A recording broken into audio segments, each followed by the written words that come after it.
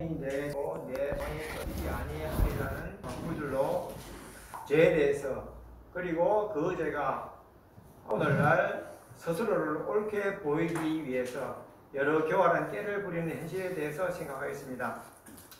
그러므로 우리는 저의 본성에 대해서 더 깊이 성찰할 필요가 있을 뿐만 아니라 그런 본성이 현실에서 어떻게 다양하게 그 모습을 달리하는지, 그리고 어떻게 죄가 왕노릇하며 사람들을 타락으로 이끄는지 세밀하게 살펴서 대항할 수 있는 능력을 키워야 할 것입니다.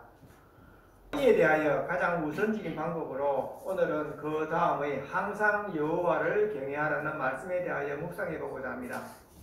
그래야만 인간의 죄성으로 인한 여러 현실을 지혜롭게 분별하여 대응할 수 있지 않겠나 생각합니다.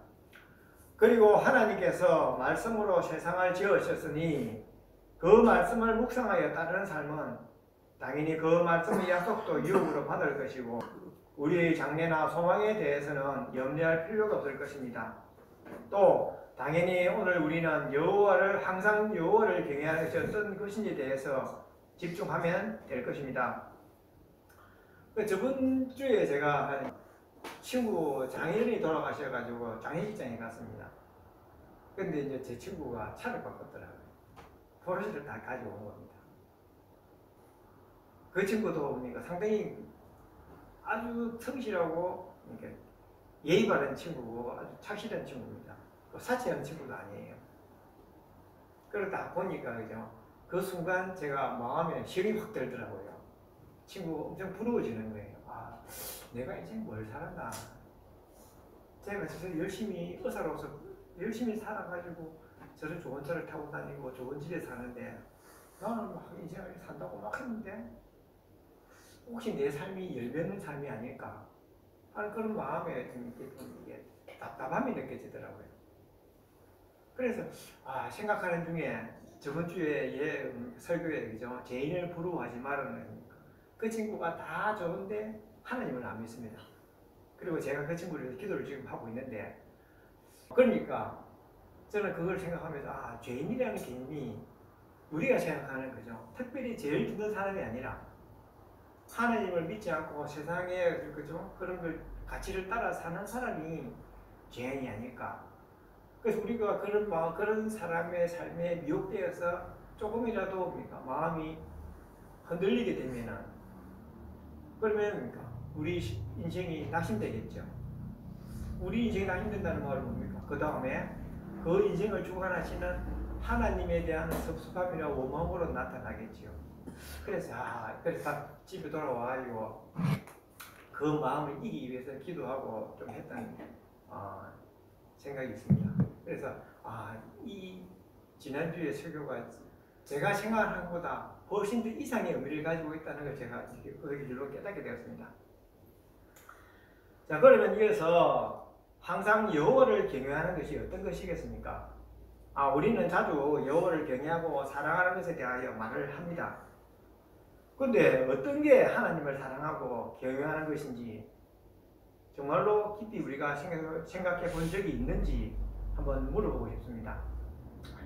저는 얼마 전까지 하나님을 사랑한다는 것이 어떤 것일까 하는 생각에 좀 골몰했었습니다. 우리가 사랑한다고 이야기했는데 내가 어떻게 하나님을 사랑하는 건지, 사랑이 너무나 좀 말은 많이 하는데 고마운 이야기 같아요. 그럼 사랑의 구체적인 의미가 구조되어야 우리가 그거 사랑한다는 게 느껴지는데, 오늘날 많은 사람이 사랑을 이야기하는데 오히려 공간 메아리처럼 막 퍼져가지고 그죠? 오히려 그 사랑을 불신하는 그런 세상이 된 거죠. 그래서 한때는 제가 듣기로는 사랑한다는 말을 하지 말자. 차라리 좋아한다는 말을 하자. 사랑한다는 말을 하면서 아무도 지키지 못하는데 차라리 솔직하게 인간의 한계를 이해하고 우리가 좋아한다는 말을 하자. 그렇게 어떤 옛날 그런 책을 읽어본 것 같아요. 그러니까 내가 하나님을 사랑한다는 게 뭘까? 참 생각이 참 많았습니다. 그래서 그 결론은 항상 여호와를 경외하는 것이 하나님을 사랑하는 것이라는 생각이 다다랐습니다.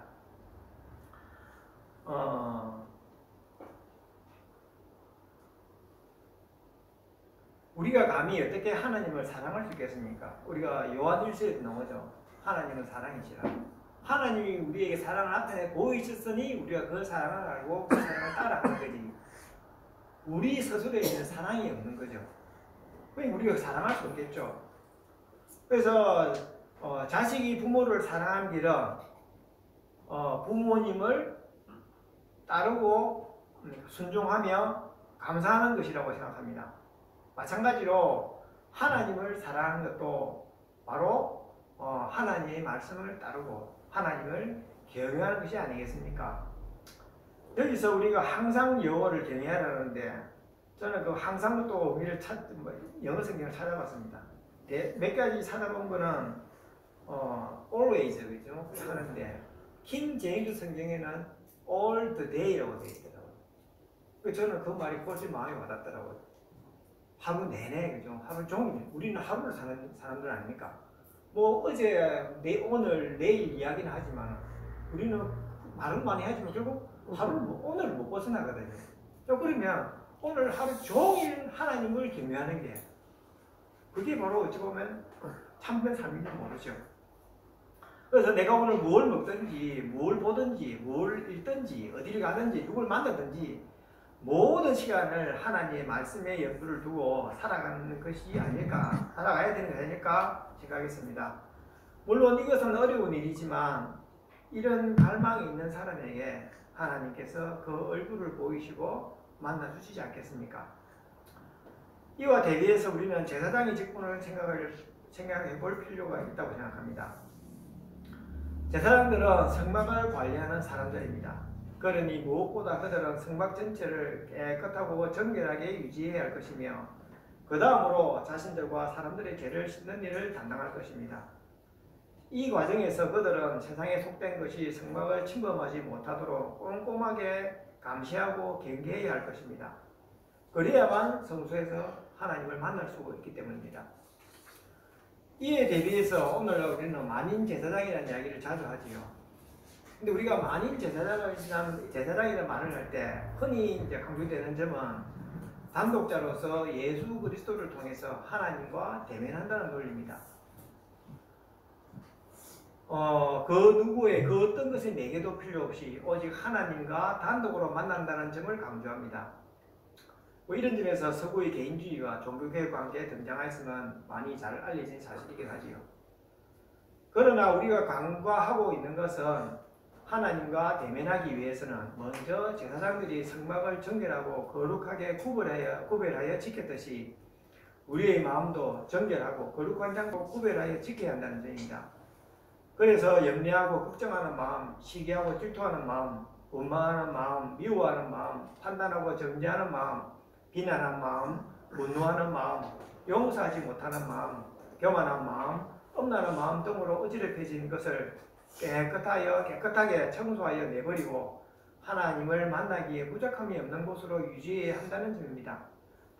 하나님과 만나는 단독자로서의 권리를 내세울 것이 아니라 그 권리 뒤에 얼마나 큰 책임이 따르는지 분명히 이해해야 할 것입니다. 잠언 4장 24절에 모든 지킬 만한 것 중에 더욱 내 마음을 지키라 생명의 근원이 이에서 남이라고 말씀하십니다. 세상의 것들로 찌들린 우리의 마음에 어떻게 하나님께서 임재하시리라 생각할 수 있겠습니까? 그래서 바울도 고린도전서 3장에서 너희는 너희가 하나님의 성령인 것과 하나님의 성령이 너희 안에 계시는 것을 알지 못하느냐? 누구든지 하나님의 성전을 더럽히면 하나님이 그 사람을 멸하시리라. 하나님의 성전은 거룩하니 너희도 그러하니라고 말씀하십니다. 이 부분에서 우리는 죄에 대해서 다시 한번 살펴보지 않을 수 없습니다. 흔히 우리는 죄에 대해서 생각할 때 우리가 자주 오랫동안 익어왔던 습관에 대해서 생각하지 않고 죄를 추상적으로 생각하는 경향이 있습니다. 하지만 저는 죄가 구체적인 것이라 생각합니다. 우리가 받은 종교생활의 훈련은 완전하지 않습니다. 어린아이가 성인이 되어 어떤 행동을 할 때 더 이상 부모를 핑계할 수 없듯이 성인이 되었다는 것은 스스로 독립적인 행동으로 삶을 만들어간다는 점을 말하는 것입니다. 어릴 때 부모로부터 받은 훈련의 부족함을 여러 지식을 통하여 보완하고 새롭게 함으로써 책임 있는 존재로 살아가야 한다는 것입니다. 이는 믿음의 생활에서도 마찬가지일 것입니다.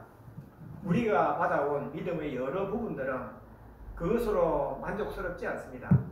이미 우리의 부모님들도 여러 한계에 직면해 있었을 것이고 그 한계는 우리에게도 유산으로 남아있을 것입니다.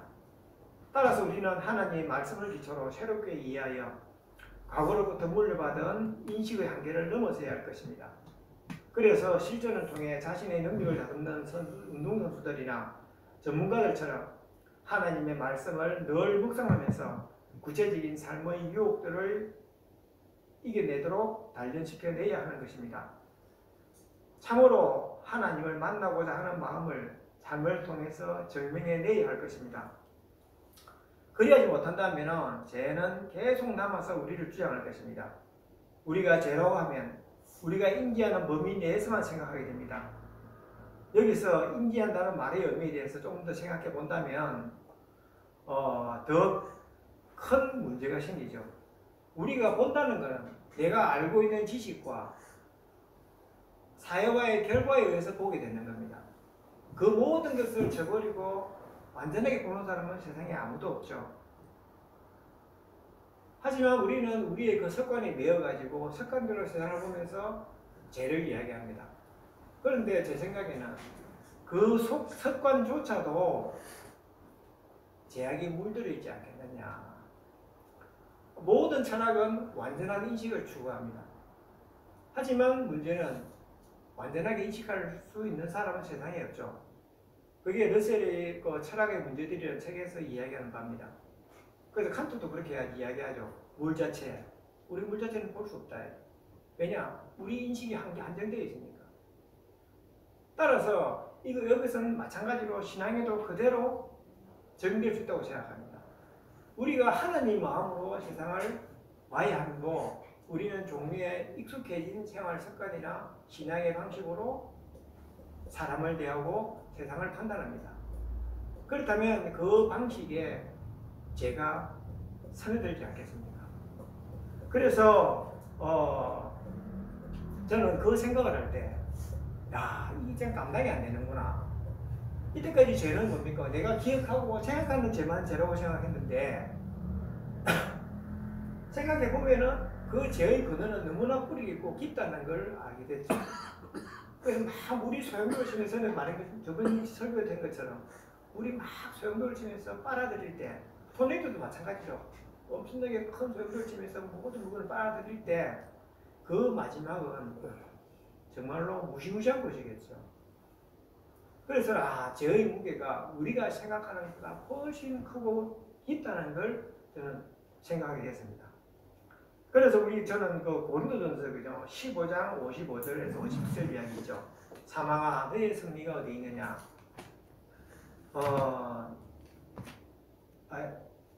사망아 내가 쏘는 것이 어디 있느냐? 사망이 쏘는 것은 죄요 죄의 권능은 율법이라. 우리 주 예수 그리스도로 말미암아 우리에게 승리를 주시는 하나님께 감사하라 하는 이야기가 있습니다. 이 말씀은 제가 이 말씀을 또 기억하려고 노력한 것도 아닙니다. 사실은 어느 날 갑자기 머릿속에서 탁 그 말씀이 튀어나오는 거예요. 물론 옛날에 성경을 많이 읽었지만 그 말씀이 머릿속에 불현듯 떠오르면서 자꾸 머릿속에 이게 각인이 되는 거예요. 그래서 예수님이 오신 게 우리가 사망을 이기는 능력을 부여하는 겁니다. 제가 왜 그러냐면 저를 지금 웃어줄지 모르겠는데 제 어머님이 돌아가시고 이제 가니까 요양원에 다 누워 계시더라고요. 이빨도 걸리고 회한이 많은 그런 모습이었어요. 그래서 제가 그 모습 보면서 너무 마음이 아파가지고 이 구절을 읽었습니다. 읽고 이제 입을 이제 닫아드리고 하니까 얼굴이 좀 편안해지는 거예요. 그 아버님도 암으로 되게 고통스럽게 지내시다가 돌아가시거든요. 요양을 해서 고통스러워 하시더라고요. 최고의 뭡니까? 진통제를 놓았는데도 불구하고 그 고통이 너무 힘들거든요.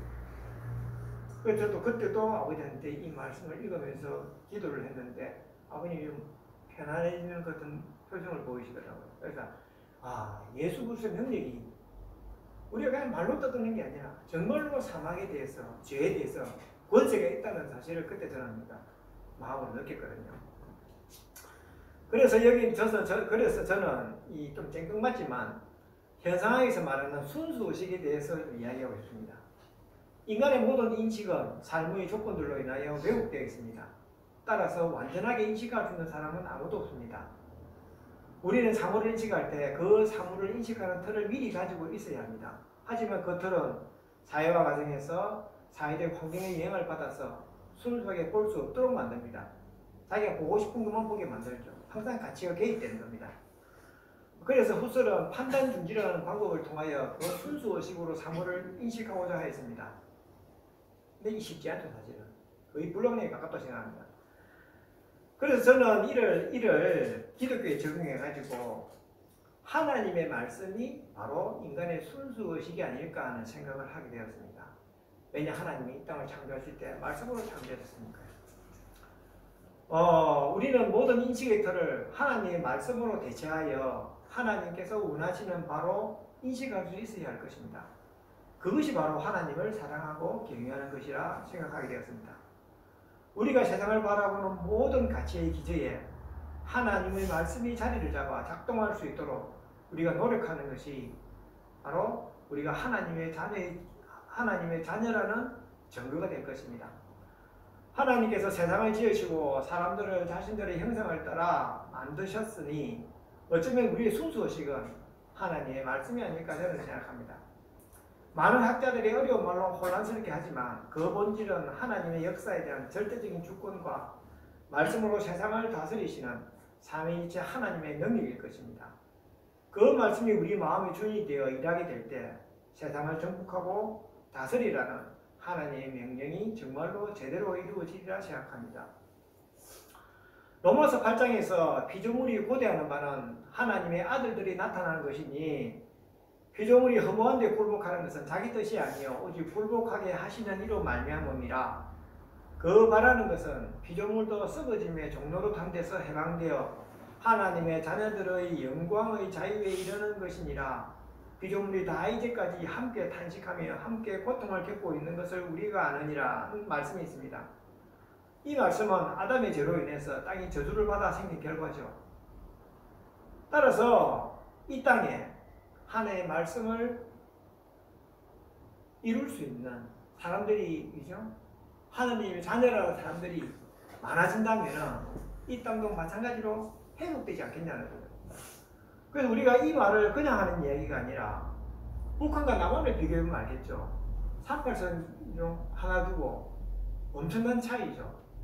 옛날에 북한 선교사님이 그 이야기를 하시던데 태풍이 했으니까 교묘하게 그죠? 남한만 지나가는 비가 남한만 오는 거예요. 북한은 계속 가물었죠. 그래서 보니까 김정일이죠.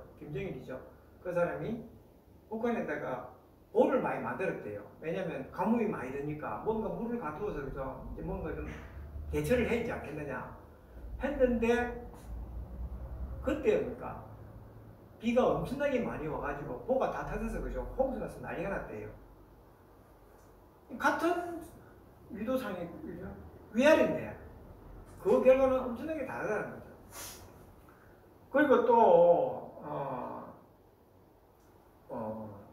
이런 걸 사역적으로 볼 때도 하나님에 대한 믿음에 따른 이러한 양심의 발현이 사람들의 도덕적 성품을 선하게 만들고 사회적인 신뢰를 형성하며 경제적 부흥으로 나아가게 됩니다. 여기서 개인들의 자유 또한 하나님의 마음의 법에 따라 제한을 받기에 방종으로 이어지지도 않습니다. 제가 늘 주장하듯이 자본주의는 생산 양식이지 제도가 아닙니다. 말이 끄는 마초와 마찬가지입니다. 참된 가치가 마구 노릇을 한다면 안전하고 많은 소출을 내는 효율적인 시스템이 될 것이고 그렇지 못하면 폭주로 인한 사고와 혼란을 야기하는 통제불능의 시스템이 될 것입니다. 그리고 정치적으로 민주주의 또한 그런 양심으로 인하여 자율적이고 관용하는 아름다운 질서가 되겠지만 악한 마음으로 인한 민주주의는 소수의 사사로운 이익을 위하여 타인을 억압하고 괴롭히는 독재로 나아가게 될 것입니다. 이를 우리가 잘 알 수 있는 게 그리스 아테네 민주주의죠. 그 민주주의가 참으로 우리는 막 과거의 아테네의 영광을 이야기하지만 오래 가지 않았다는 겁니다. 왜냐? 많은 사람들이 자신의 이익을 위해서 이합지선하고 그죠? 자꾸 집단을 모으니까 집단 간에 서로 알력이 생기겠죠. 그걸 인해서 타락해가지고 아테네가 망한 거죠, 사실은. 그래서 민주주의는 제도상의 민주주의를 침략한다고 해가지고 되는 건 아닙니다. 그 민주주의를 떠받칠 수 있는 도덕적 양심이 살아있을 때야 비로소 가능한 얘기가 되는 거죠. 그 다음에 출애굽기에서 하나님께서는 이스라엘 백성을 애굽으로부터 홍해를 건너 인도하여 내시고 시내산에서 모세를 불러 올리시기 전에 제일 먼저 하신 일이 백성들을 정결하게 하시고 언약을 맺습니다. 그리고 말씀을 선포하시면서 율법을 주십니다. 그래서 그 율법은 십계명과 함께 주시지만 저는 출애굽기 20장에서 23절까지 하는 말씀이 어떻게 보면 율법의 정수가 아닌가 생각합니다. 십계명과 함께 여러 계명들은 사람들이 서로 아끼며 사랑하는 방법을 계략적으로 보여주고 있습니다. 근데 여기서 보여주는 눈에는 눈, 이에는 이 있죠. 저는 이 말씀을 이번에 이걸 준비하면서 깨달았는데요. 여기서 저는 하나님의 마음이 있다고 저는 생각을 하게 되었습니다. 우리가 보면은 아담 스미스는 도덕감정론에서 사람들은 자신이 칼에 베인 상처에 대한 아픔을 다른 사람 손가락에 잘린 아픔보다 더 크게 여긴다고 이야기하고 있습니다. 그만큼 도덕적 공부하기 어렵죠. 항상 자기 고통이 훨씬 크게 다가옵니다. 그래서 그러니까 눈에는 눈, 이에는 이라는 이 하나님의 말씀은 내가 당한 만큼 똑같이 돌려주라는 뜻이 아니라 역으로 내 눈이 다치면은 그 아픔을 알죠. 내 눈이 안 보이면 그 고통을 알죠. 그러니 다른 사람의 눈에 대해서도 그렇게 소중하게 여기라는 그런 역으로 저는 생각하게 됐죠. 이도 마찬가지입니다. 여러분 치통 경험해 보셨죠? 치통 걸리면 엄청나게 아프죠. 그런데 그 고통을 우리가 안다면 다른 사람이 나로 인해서 그런 고통을 겪는 걸 우리가 생각할 수 있겠죠. 그래서 하나님은 서로 공감하면서 그러니까 관용하고 이해해주는 그런 행복한 삶을 살아가는 의미로 눈에는 눈, 이에는 이 이런 말씀을 주셨는데 우리는 그걸 어떻게 생각합니까? 보복이죠. 잔인한 보복이죠. 네가 내 눈을 다치게 했으니까 네 눈을 뽑아야 되겠다 이런 식으로 그죠? 아주 그러니까 표독스럽게 해석을 합니다. 그래서 저도 하나님이 우리가 과거 율법을 읽어보면은 하나님이 우리를 사랑한다는 그러니까 저는 솔직하게 했습니까? 예수님이 하신 말씀이죠. 아까 읽었던 말하신 얘기죠. 몸과 마음과 내 힘을 다하여 여호와를 사랑하라. 그리고 내 이웃을 사랑하라. 예수님이 그 율법의 정신이라고 그랬죠. 그거 하고 생각해보세요. 눈에는 눈, 이하고 이러면 이게 좀 성립이 됩니까? 성립 안 되잖아요. 그래서 제가 다시 한번 생각하게 되니까 이 말인즉슨 보복의 심리가 아니라 내가 다치면 그렇게 괴롭고 힘드니까 다른 사람도 그렇게 소중하게 여기주라는 그런 역지사지의 마음이라고 저는 생각하게 된 겁니다. 그래서 서로 용서하고 사랑하면서 살아가는 의미로 이런 율법을 주신 거라고 생각합니다. 그래야만 아름다운 백성으로 서로를 이해하고 용납하며 복된 삶을 누릴 수 있기 때문입니다. 하지만 참 우리들은 그 율법을 잣대로 그죠? 거꾸로 가죠. 남을 판단하고 정죄하는데 그죠? 스스로 어려운 것처럼 막 여론을 뜹니다. 어떻게 보면 그렇게 해야만 자신의 죄가 가려지기 때문일지도 모르죠. 그 율법을 지키기가 어려운 일이라면 마찬가지로 내게도 어려운 일이겠죠. 따라서 내가 다 지키지 못하니 남이 지키지 못할 때 비난하지 말고 그 사람을 용서해주고 사랑하고 품어주라는 게 바로 율법의 참된 뜻이 아니느냐. 그래야만 참된 믿음의 공동체가 승리되겠죠. 이와 관련해서 제 개인적인 어떤 경험인데요. 제가 이때까지 살아오면서 예배 시간에 은혜를 많이 받았죠. 뭐 설교 그죠? 어떤 좋을 때마다 은혜를 받는데 한 가지 공통된 거는 은혜를 받고 집에 왔을 때 아이들한테 화를 더 많이 냈어요. 저는 저 자신이 이해가 안 됐어요. 어떻게 은혜를 받았는데 아이들한테 더 화를 내느냐, 짜증을 내느냐. 그렇잖아요. 은혜를 받았는데 너무 용서해야 되는데. 그래서 제가 또 생각해 보니까 내 자신이 보잘것없는 존재가 아니라 나는 그래도 꽤나 괜찮은 존재라고 여기니까, 그죠? 결국 뭡니까? 그 은혜를 받았다는 것은 내 마음에 가책을 받았다는 말이겠죠. 그 받은 가책을 통해서 내 자신을 용서하면 되는데, 그러니까 내가 이거밖에 안 되는구나. 내가 참 보잘것없다는 걸 받아들이면 되는데, 우리는 자존심이 있어가지고 내가 그래도 이런 거 있잖아요. 그러다 보니까 그런 기준으로 아이들을 더 혼내게 됩니다. 그러니까 아이들이 어떻게 교회 오겠습니까? 안 그러겠어요. 저는 이 딜레마는 많은 사람이 같이 품고 있다고 생각합니다. 아이들이 왜 교회 안 오겠어요? 부모로부터 진짜 믿음의 모습을 봤다면 애들은 당연히 교회 오는 걸 즐거워하겠죠. 그런데 아버지가 권사고, 아버지가 장로고, 엄마가 권사고 하는데 애들은 교회 가는 걸 싫어합니다. 왜 그럴까요? 왜냐하면 그 장로의 마음에, 그 권사의 마음에, 그 성도라기 어렵겠죠. 그 교인의 마음에 자신의 엄청난 자아가 자리 잡고 자신을 속이기 때문에, 그러니까 아이들은 직감적으로 그걸 느끼는 게 아닌가 생각합니다. 그래서 지금 우리 교회 학생들이 줄어드는 게 아닌가 저는 그런 생각을 하게 봅니다. 그래서 하나님을 경외한다는 것은 바로 하나님의 말씀에 순종하며 따른다는 것을 말하며, 그 말씀에 따른다는 것은 하루 종일 율법을 묵상하며 그것의 참된 의미를 마음과 뜻과 몸으로 되새기며 살아간다는 것이라 생각합니다. 하나님을 경외하는 것이 모든 삶의 기초요 원리인 것뿐만 아니라 하나님께서 창조하신 자연과 조화를 이루는 방법이기도 할 것입니다. 그러니 늘 말씀의 묵상을 통하여 마음을 비우는 것에 더 나아가서 청소하는 걸 넘어서, 그죠? 하나님의 말씀을 빼곡히 채워 넣어서 밀어낸다면은, 그래서 세상 것이 더 이상 비집고 돌을 틈이 없도록 만드는 거다. 그래야만입니까? 정말로 우리가 하나님의 사람이 되겠죠. 세상의 것들이 조금만 들어와도 빵의 누룩처럼 금방제로 우리 마음을 부풀게 하여 교만하고 그때 생각이 들게 됩니다. 저는 그저께 장례식장에 가서 언뜻 그런 생각이 들었는데 마음이 확 가라앉는 게 괴롭더라고요. 그리고 보면은 제라는 것은 진짜 얼마나 틈을 잘 타는지 이제 알게 됐습니다. 그래서 이게 결국은 주위 사람들을 병들게 할 것이고 끊임없는 불화와 반목을 낳을 것입니다.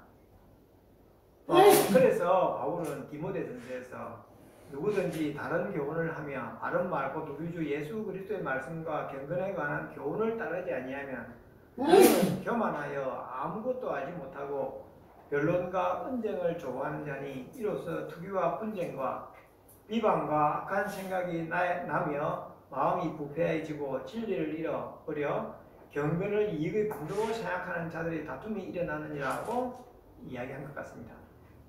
즉 하나님의 말씀을 따르지 않을 때 불화가 우리의 가장 가까운 이웃이 된다는 이야기입니다. 하나님의 말씀이 자리를 잃는다는 것은 단순히 믿음의 공동체가 무너지는 것만이 아닙니다. 그것은 도미노 게임처럼 연쇄적으로 세상이 무너진다는 것을 의미합니다.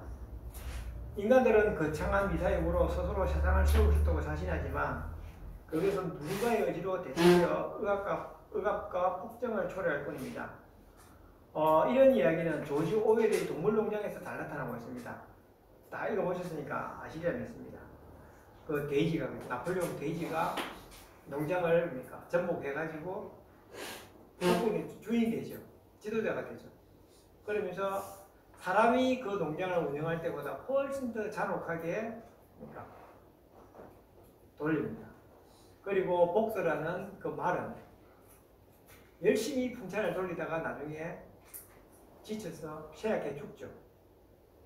저는 이 소설을 읽으면서 맨 마지막에 그죠? 그 돼지 나폴레옹이 두 발로 일어서는 거 있잖아요, 그죠?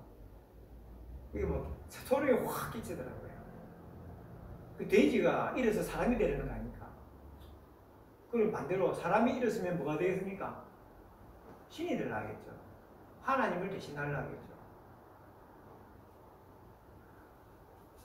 그래서 인간의 일은 아무리 아름답게 꾸며도 그러니까 부지런한 짓입니다. 그래서 전도서에서는 세상에 대해 헛됨을 반복해서 강조하면서 마지막에 이의 결국을 다 들었으니 하나님을 경외하고 그의 명령들을 지킬지어다. 이것이 모든 사람의 본분이니라. 다음이죠. 하나님은 모든 행위와 모든 엄밀한 일을 선악간에 심판하시리라고 이야기 바꿔 붙입니다. 무시무시한 이야기입니다, 이게. 그리고 예레미야 17장 5절에서도 이렇게 이야기합니다. 여호와께서 이와 같이 말씀하시니라. 무릇 사람을 믿으며 육신으로 그의 힘을 삼고 마음이 여호와에게서 떠난 그 사람은 저주를 받을 것이라. 하나님이 하신 말씀이에요. 그이는 사람이나 사람으로부터 난 힘을 믿는 것이 얼마나 어리석은 것이며 하나님께서 얼마나 싫어하시는 것인지를 잘 보여줍니다. 그리고 여호와를 경외하라는 말씀은 권면이 아니라 명령입니다. 명령은 어기는 자에게 징계와 심판이 뒤따른다는 사실을 암시하고 있습니다. 명령을 지키고 따르는 자에게는 그에 대한 상이 있을 것이고 어기고 거스르는 자에게는 그에 상당한 처벌이 있게 될 겁니다. 달리 말하면 하나님의 말씀을 따르는 자에게는 장래와 소망의 약속이 있고 그 말씀을 거역하는 자에게는 심판이 있다는 겁니다. 그 외에는 다른 길이 없죠. 적절히 피해갈 수 있는 중도의 길이 없습니다. 우리는 중도를 되게 좋아하지만 하나님이 제시하는 길은 두 개 중에 하나가 두 개밖에 없죠. 하나를 선택하든지 버리든지. 그래서 우리가 적당히 머리를 굴려서 벗어나거나 회피할 수 있는 방법이 없습니다. 따라서 하나님을 아버지로 고백하는 우리로서는 그 명령에서 떠날 수도 없고 그래서도 안 되겠죠. 그래서 시편 4편에서 다윗은 너희는 떨며 범죄하지 말지어다. 자리에 누워 심중에 말하고 잠잠할지어다. 의의 제사를 드리고 여호와를 의지할지어다. 라는 노래를 이야기할 노래를 이제 시를 짓습니다. 특히 우리가 하나님께서 우리 죄를 위해서 예수 그리스도를 보내서 율법을 지키지 못한 우리 죄를 덮어주신 그 은혜를 벗어나거나 떠난다는 것은 어떻게 보면 더 심각한 문제가 될 수가 있다는 것입니다. 앞에서 언급했듯이 역사적으로 완전하지는 않더라도 복되고 풍성한 사회적 삶을 누렸던 경험은 실질적 우리가 역사에서도 나타나죠. 우리가 유럽을 보면 하나님을 믿었던 나라들은 대부분 다 잘 살았죠. 그죠? 풍성하게 살아. 물론 완벽한 건 아니지만 상대적으로 우리가 이전에 살던 삶과 비교해서는 비교할 수 없는 삶입니다. 그리고 또 우리 삶도 마찬가지죠. 어떻게 비교되겠습니까? 우리 역사 이대로 우리가 이렇게 잘 먹고 잘 살았던 적이 있습니까? 그리고 이 50년 남짓한 70년이죠. 아니 50년 정도 되겠죠. 그 남짓한 기간에 그죠? 급격하게 발달해가지고 이렇게 풍요롭게 사는 거는 이거는 나는 사람의 능력으로 불가능하다고 생각하거든요. 그래서 외국 사람들은 놀라는데 우리는 잘 안 놀라요. 외국 사람들은 한국이 그리 짧은 시간 안에 성공했다는 걸 보니까 엄청나게 놀라고 하는데 경이롭게 됩니다. 그런데 우리 스스로는 그죠? 아주 당연하게 생각해요. 그러면서 우리가 뭔가 대단한 민족인 것처럼 착각을 하는데 저는 그렇지 않다고 생각합니다. 그것도 많은 사람이 기도하고 또 우리 많은 믿음의 선배들이 목숨으로 그죠? 지켜냈기 때문에 그에 대한 보상이 아닐까 저는 그렇게 생각합니다. 그래서 히브리서 4장에서 이야기가 그러므로 우리가 저 안식에 들어가기도 힘들지니 이는 누구든지 저 순종하지 아니하는 본에 빠지지 않게 하려 함이라. 하나님의 말씀은 살아있고 활력이 있어 좌우의 날선 어떤 검보다도 예리하여 혼과 영과 및 관절과 골수를 찔러 쪼개기까지 하며 또 마음의 생각과 뜻을 판단하나니 지으신 것이 하나도 그 앞에 나타나지 않음이었고 우리의 결산을 받으실 이의 눈앞에 만물이 벌거벗은 것 같이 드러난다고 얘기했습니다. 그래서 12장 35절에 너희는 삼가 말씀하신 일을 거역하지 말라. 땅에서 경고하신 일을 거역한 그들이 피하지 못하였거든. 하물며 하늘로부터 경고하신 일을 배반하는 우리일까 보냐. 그래서 저는 이걸 준비하면서 그죠? 하나님의 말씀을 지금 우리가 생각하는 것보다 훨씬 더 엄중하게 더 깊이 있게 묵상해야 될 필요가 있지 않느냐. 그냥 책 읽듯이 그냥 넘어가는 게 아니라 그 말씀 자고 하나하나에 더 마음을 쏟으면서 그 의미를 알게 해달라고 기도하는 그런 삶을 살아야 되지 않겠다는 생각을 하게 되었습니다. 그래서 이런 믿음의 조상들이 전하는 경고를 가벼이 여기지 말고 죄에 대하여 지극히 경계하는 정결한 마음으로 하나님 경외하기를 힘쓰는 가운데 정말로 하나님을 만나는 놀라운 우리의 믿음의 공동체가 됐으면 좋겠습니다. 아멘. 기도하겠습니다. 하나님 아버지 감사합니다. 오늘 항상 여호와를 경외하는 말씀으로 묵상하였습니다. 하나님 우리에게 하나님을 경외한다는